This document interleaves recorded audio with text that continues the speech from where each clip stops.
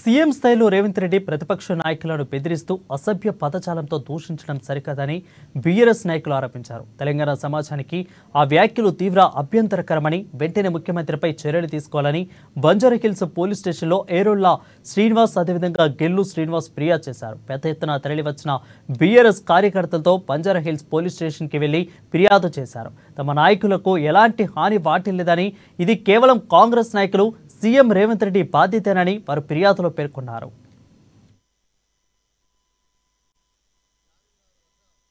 సద్భావన యాత్ర సందర్భంగా ఈ రాష్ట్ర ముఖ్యమంత్రి రేవంత్ రెడ్డి గారు కేసీఆర్ గారి పైన, అదేవిధంగా కేటీఆర్ గారి పైన, హరీష్ రావు గారి పైన అనుచిత వ్యాఖ్యలు చేసి ఇవాళ భయభ్రాంతులకు గురి చేసే విధంగా బుల్డోజర్లతోని తొక్కి సంపుతా అని చెప్పే విధంగా మాట్లాడిండో దానికి సంబంధించిన సీడీలన్నీ తీసుకొని ఇవాళ బంజారాహిల్స్ పోలీస్ స్టేషన్లో ఇవాళ లిఖిత పూర్వకంగా ఇవాళ మీరు ఫిర్యాదు చేయడం జరిగింది. ఇవాళ ముఖ్యమంత్రి గారి మీద కేసు నమోదు చేయాలని చెప్పి ఇవాళ మేము డిమాండ్ ఇస్తా ఉన్నాం.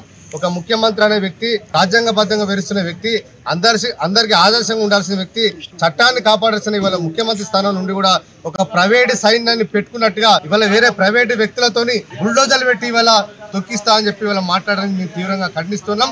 కాబట్టి పోలీసులు చట్టబద్ధంగా వివరించాలని చెప్పి ఇవాళ ఏ ప్రభుత్వాలైనా వస్తుంటాయి పోతుంటాయి, కానీ పోలీసులు మాత్రం నిష్పక్షపాతంగా వివరించాల్సిన పోలీసులు ఇవాళ ఎంతటి వ్యక్తి అయినా సరే వాళ్ళ మీద చర్య తీసుకోవాలి. క్యాడర్ ఎమ్మెల్యేలకు గానీ మా క్యాడర్లకు ఎవరికి ఏం జరిగినా ఈ కాంగ్రెస్ ప్రభుత్వందే పూర్తి బాధ్యత తీసుకోవాలి.